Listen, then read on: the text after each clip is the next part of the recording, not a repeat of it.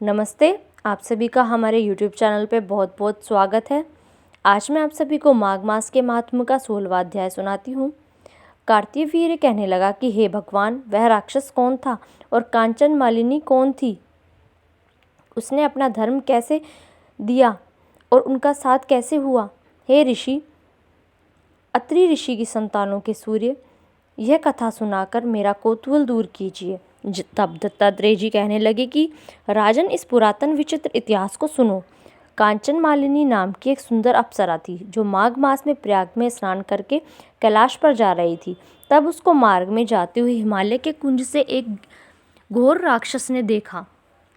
उस सोने जैसे तेज वाली, सुंदर कटी वाली, बड़े बड़े नेत्रों वाली, चंद्रमुखी, सुंदर केश और पीन पेयोधर वाली सुंदर अप्सरा को देखकर उस राक्षस ने कहा कि हे सुंदरी, कमल नयनी, तुम कौन हो और कहाँ से आ रही हो?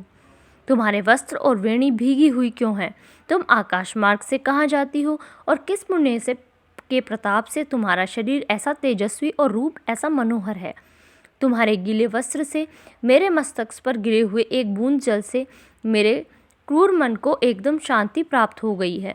इसका क्या कारण है? तुम बड़ी शीलवती प्रतीत होती हो, इसका कारण मुझसे कहिए। अप्सरा ने कहा कि हे राक्षस, सुनो, मैं कामरूपिणी अप्सरा हूँ।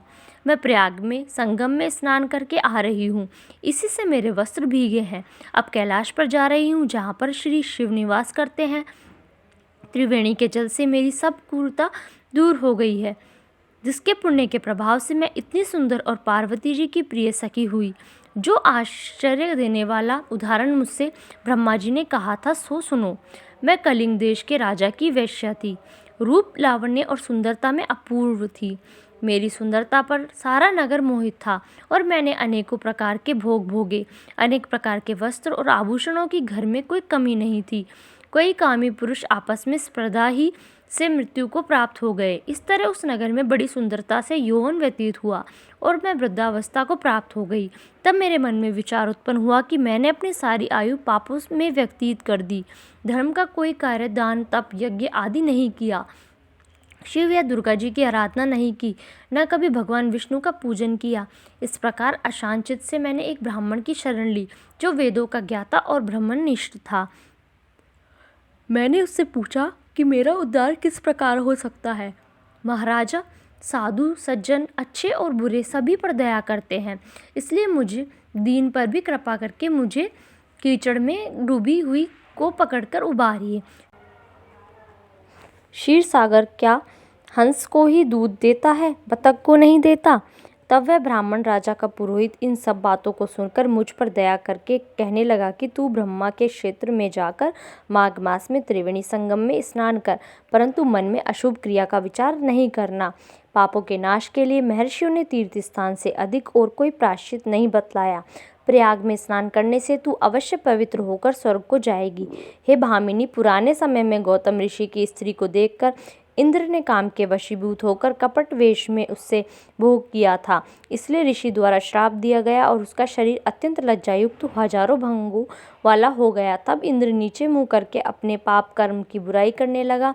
मेरु पर्वत के शिखर पर स्वच्छ जल वाले सरोवर पर एक स्वर्ण कमल से भरे हुए कोटर में घुस गया और अपने पाप को धिक्कारता हुआ कामदेव की बुराई करने लगा कि यह सब पापों का मूल है। इसके ही वशीभूत होकर मनुष्य नरक में जाते हैं और अपने धर्म, कीर्ति, यश और धैर्य का नाश करते हैं। इंद्र ऐसा सोच रहा था कि इंद्र के बिना सारा देवलोक शोभाहीन हो गया। तब देवता, गंधर्व, किन्नर, लोकपाल इंद्राणी के सहित बृहस्पति जी से जाकर पूछने लगे कि महाराज, इंद्र के न रहने से स्वर्ग ऐसा शोभायमान हो गया है जैसे सतपुत्र के बिना श्रेष्ठ कुल। इसलिए स्वर्ग की शोभा के लिए कोई क्रिया सोचिए, इस विषय में देर नहीं लगनी चाहिए। तब बृहस्पति जी कहने लगे कि इंद्र ने बिना सोचे विचारे जो कर्म किया है उसका फल भोग रहा है, सो वह कहाँ है, ये मैं यह सब जानता हूँ।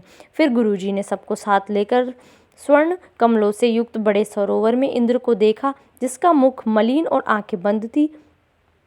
तब इंद्र ने बृहस्पति जी के चरणों को पकड़कर कहा कि इस पाप से उद्धार करके आप मेरी रक्षा कीजिए। तब बृहस्पति जी ने इंद्र से कहा कि प्रयाग में स्नान करने से ही तुम पाप मुक्त हो जाओगे। तब इंद्र सहित सबने ही प्रयाग में जाकर संगम में स्नान किया और त्रिवेणी स्नान से इंद्र पाप मुक्त हो गए। तब बृहस्पति जी ने इंद्र को वरदान दिया कि तुम्हारे शरीर में जितने भंग हैं सब नेत्र हो जाएं। तब इंद्र ब्राह्मण के वर से 1000 नेत्रों से ऐसा सुशोभित हुआ जैसे मानसरोवर में कमल शोभायमान होता है। धन्यवाद। इस वीडियो में बस इतना ही। यदि आपको मेरी वीडियोज़ अच्छी लगे तो प्लीज़ उन्हें लाइक कीजिए, शेयर कीजिए और मेरे चैनल को सब्सक्राइब कीजिए।